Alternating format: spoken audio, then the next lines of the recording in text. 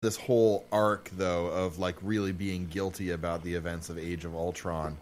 Right. For Tony, I think the moment that really just hits him and makes this, well, I mean, I guess you could sort of trace it back to, maybe things with Pepper. And if she had been there, then he may not have met that lady in the hallway. Right. Right. Yeah. Cause, well, go ahead, Daniel. I was just thinking about like that mere interaction because of his issues with Pepper and because of his almost reactions and kind of tantrums from before. Just their interactions, because she probably would have been the one to do that seminar, that speech. Like, he probably not have even been there. Well, he was going to be there, but he was supposed to introduce her. Right. But anyway, I can't really, I can't put my finger on one particular thing in the story of this movie, where that would necessarily apply to Tony as much, but but Cap reacting the way he did, about Wanda, to me definitely is that was the last moment where there was hope, where it could all, still be okay. Right. Do you think that, because if you think if it's the moment I think you're talking about, it's when they're in the conference room, right? And Tony's trying to kind of find a way to kind of bring the temperature down on the situation, and he brings in the pens. Right. And then they both got the two pens. And do you think that was kind of a genuine moment on Tony's part that just went sideways and then caused him to have that what very well may be a moment of outsized influence, or do you think that was part of him actually attempting to manipulate Steve? Oh, wow. I personally, if I can go ahead, yeah. Yeah, I actually thought, coming from Tony's standpoint, I thought he was actually not trying to be sincere. I very much believe that he was trying to, like, just push things so everything could be fine. Like, I think Tony was in that mode where he just wants to fix something. This is him, like, trying to, like, rule out the kinks of this situation and just be like, well, maybe I can throw this at him and maybe things will be okay. And you know what I mean? Like, I very much think he was trying to manipulate him in that instance, because it was something very specific to Steve. Like, that was very personal for him. So to me, it seemed like he threw it in his face, personally. Interesting. See, I didn't and that could be a valid interpretation. I can't say that you're wrong. Like, personally, I didn't read that as a manipulative, moment. But you could be right.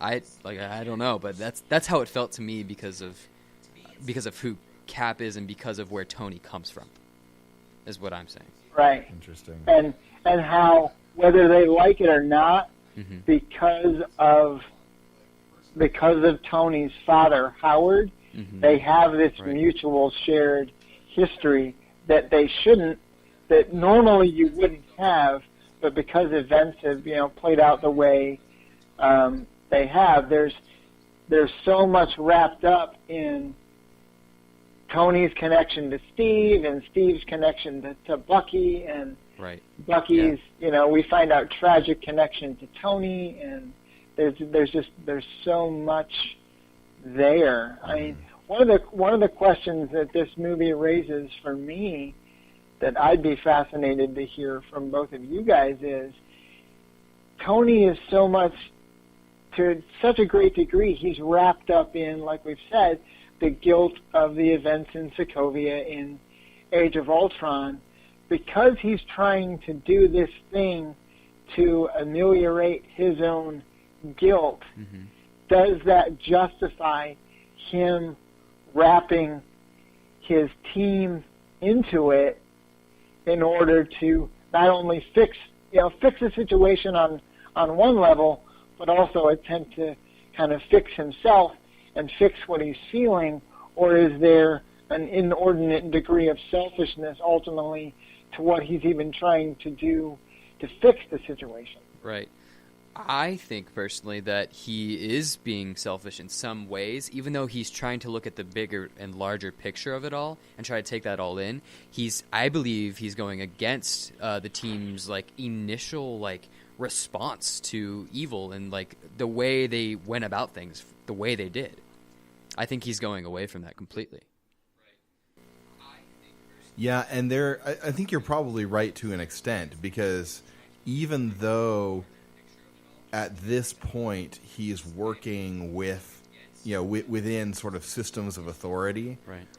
That still doesn't change the fact that Tony Stark is all about Tony Stark, right? And right. on some really deep, fundamental character levels, right? Yeah. Yes. And I don't think that really kind of begins to change until his role that he takes on in the new Spider-Man. I know we're not here necessarily to talk about Spider-Man Homecoming. Right. You can save that for another day. But I think that from where you are in Civil War, that will come to some degree. It just hasn't happened yet. And right. it makes for an interesting setup, even related to a film like Doctor Strange, which we're also not here to talk about. But the idea that at the end of, I know what, John, when you and Tyler talked about Iron Man 3, you guys spent some time talking about the end and the fact that he has the operation done, right, to remove the shrapnel from his chest, and that kind of influences how he sees himself and what his sense of identity is by the end of Iron Man 3. Right. And I don't necessarily disagree with that, but at the same time, what I do question is, okay, because of medical science and capacity, Tony Stark received kind of an internal, external, physical healing from his malady, from his condition, from his disability that's been with him since the beginning, right? Since the events and the beginning of Iron Man 1, yeah. And that's great, but a lot of the kind of internal soul-disabling things that he wrestles with, like his own ego and his own guilt, all of that stuff is still there. Right. Yeah. Oh, okay. And no longer, are you saying no longer tempered or held in check in some way by the physical frailty that he otherwise would have had? I think you could argue that, but at the same time, it's a question of, is he really better? Right. Because is he really better with there being some sort of external improvement, external healing to whatever degree, but still having all of these kind of internal soul issues to deal with? I think it really comes down to a question of, ultimately in life, which kind of healing is more important, because you have Tony's scenario, and then, again, not to get into it too much, but to juxtapose that with the scenario that you're confronted with a couple of movies later and say Doctor Strange, I think it makes for a very interesting comparison. Right. Huh. So even though he doesn't have light next to his heart anymore, he still needs to have the light in his heart. True that. There you go. You could very much argue that, yes. Yes. All right. Well, I think we need to start wrapping it up there. Yeah. All right. Well, Aaron, thanks for that. I know you brought a lot of great thoughts, and Daniel, thanks for your comments too. Before we end, we're gonna have a piece of guaranteed good news. Are you guys would either of you guys classify yourself as strictly cat or dog people? No, I don't personally. I happen to be neither. You are also neither. Okay, interesting. Yes. Yeah, I kind of can. I can hang with a cat or a dog either. But this is a really funny story about basically a place that trains dogs to be service animals. Okay. And on their staff, they have a cat, apparently, whose job it is basically to, as far as I can tell in this article, basically this cat's job, and the cat's name is D.O.G. Not dog, they call it D.O.G. Right, in letters. But D.O.G.'s job at the dog training facility essentially is to troll the heck out of these dogs while they're trying to do their job. And help them to learn to like continue to fulfill their function even in the face of distraction. Interesting. That's kind of cool, actually. Yeah. So there you go. You got a cat training dogs. So it's like Focus Daniel-san from Karate Kid. Yeah. something like that. Yeah. Well, so anyway, I'll post a link to that in the show notes. There's a fun little video, and that's all we've got for today. We got to get out of here because the sun's getting real low. Sun's going down. Sun's getting real low. But anyway, guys, thanks for being here again, and we'll I'm sure we'll be able to talk with you all both in the future. But if any of our listeners have comments or questions about this, we would love to hear from you guys.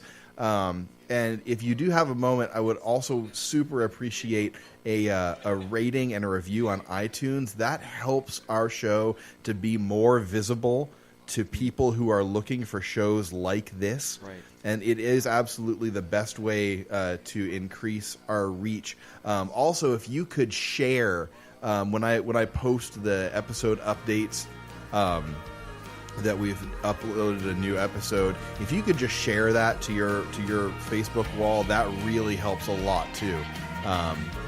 But anyway, you can reach us at on email, 2geeksoup@gmail.com. We're on Twitter and Instagram at 2geeksoup, and the Facebook page is 2geeksoup. 2geeksoup is recorded at Sound Mind Studios with production support by Lee Earnhardt.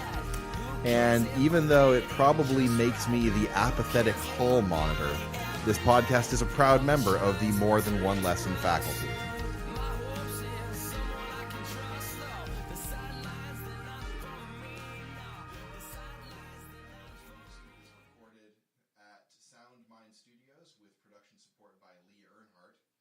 And even though it probably makes me the apathetic hull monitor, this podcast is a proud member